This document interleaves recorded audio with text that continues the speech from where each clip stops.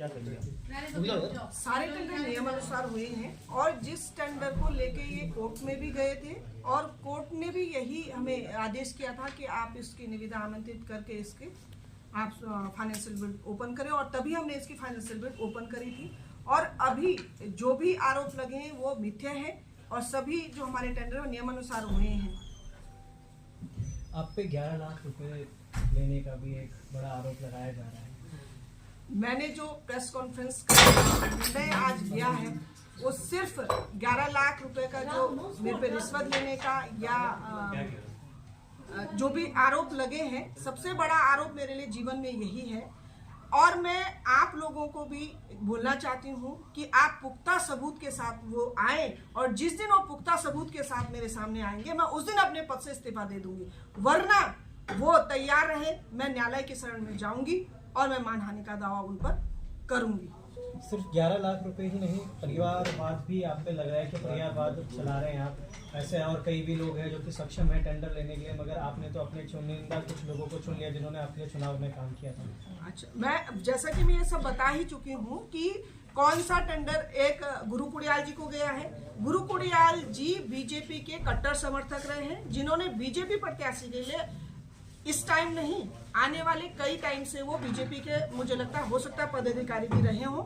और एक टेंडर गया सेमवाल जी को, वो भी बीजेपी की पदाधिकारी हैं। एक टेंडर गया सौरभ कुड़ियाल जी को, जिसमें इन्होंने पहले भ्रष्टाचार का आरोप लगाया था और वो टेंडर हमारा 1 करोड़ 60 लाख में गया था और वो भी बीजेपी के कट्टर समर्थक रहे हैं और ओपन उन लोगों ने बीजेपी के लिए कार्य किया था। अगर आपको कहीं मेरी बातों में इफवट लग रहा है तो आप उन्हीं लोगों से पूछ सकते हैं। और रही बात दूसरी, एक खुद जिन्होंने आरोप लगाया है पूर्व सभासद, उनके भी एक पार्किंग उनके पास है, एक उनके छोटे भाई सुमित त्रिजवान जो हमेशा उनके साथ रहते हैं, एक पार्किंग उनके पास है, एक राम सिंह भंडारी जी के पास है। तो और रिश्तेदारी और भाईबंदी की जो बात है, तो मेरा तो पूरा समस्त क्षेत्र मेरा भाईबंद और रिश्तेदार है। अगर कोई मेरा ऐसा रिश्तेदार अलग से कोई आया हो जिसे मैंने टेंडर दिया हो तो वो बताएं, बिल्कुल बताएं उसको। और कभी मैंने हमेशा, मेरे लोगों की नाराजगी भी है इस चीज को मैं आपको बता देना चाहती हूँ कि आप हमारी अनदेखी करते हैं, लेकिन मेरा मानना यही था कि जो होगा नियम से होगा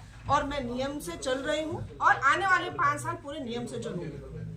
इससे पहले भी आप बता रहे थे अभी कि इससे पहले भी कुछ महीने पहले आपने सेम आरोप ऐसा लगाया था, हमने टेंडर प्रक्रिया ना निकाल कर डायरेक्टली अपने किसी परिवारवाद में किसी को दे दिया है। आपने अभी बीजेपी का नाम लिया कि बीजेपी के कोई समर्थक रहे हैं, उसके बाद आपने इससे पहले भी कांग्रेस का नाम लिया था समर्थक रहे। क्या कारण मानते हैं आप इन सारी चीजों को कि आप ही को क्यों ऐसे? हाँ बिल्कुल, आपने बहुत सही क्वेश्चन पूछा, मैं इसका जवाब दे चुकी हूँ कि ये लोग भ्रष्ट लोग हैं।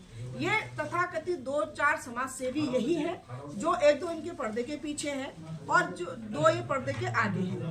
यही लोगों को क्यों प्रॉब्लम है? आप लोग ये जो यहाँ पे रजिस्टर्ड ठेकेदार है उनको क्यों प्रॉब्लम नहीं है? और मेरे कौन सा टेंडर ऐसा हुआ जो टेंडर नहीं मैंने लगाया और टेंडर किसी रिश्तेदार को दिया है? आप अगर मुझे तो मेरे संज्ञान में तो है नहीं, शायद इनके संज्ञान में हो तो। और मैं एक चीज और बताती हूँ कि इनके कई काले चिट्ठे मैं समय आएगा तो आपके सामने पुख्ता सबूत के साथ पेश करूंगी। उनका कहना यह है कि वो भी 11 लाख रुपए का सबूत समय आने पे पेश करेंगे। आप भी कह रहे हैं कि पुख्ता सबूत समय आने पे पेश करेंगे। तो ये जो समय की जो बीच में चल रही पूरा एक गैप है, इसमें तो नगर पालिका पिसती भी जा रही है ना।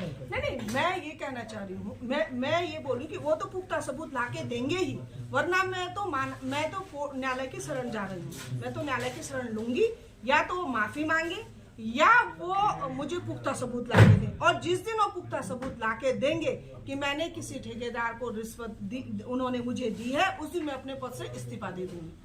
और वरना वो न्यायालय की शरण में जाने के लिए तैयार रहे पुख्ता सबूत के साथ।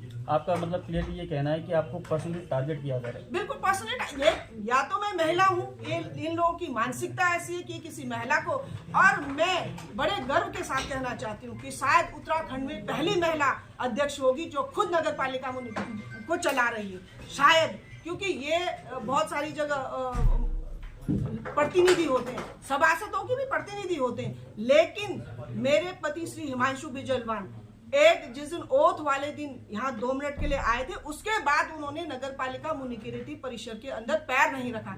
इवन वो कभी नगर पालिका की गाड़ी में तक नहीं बैठते हैं। और मुझे इस बात पर गर्व है कि वो मुझे सपोर्ट करते हैं और इस चीज के लिए सपोर्ट करते हैं कि आप खुद करो, आपका भविष्य है, आप अगर करेंगी तभी तो आप प्रैक्टिकल होंगी।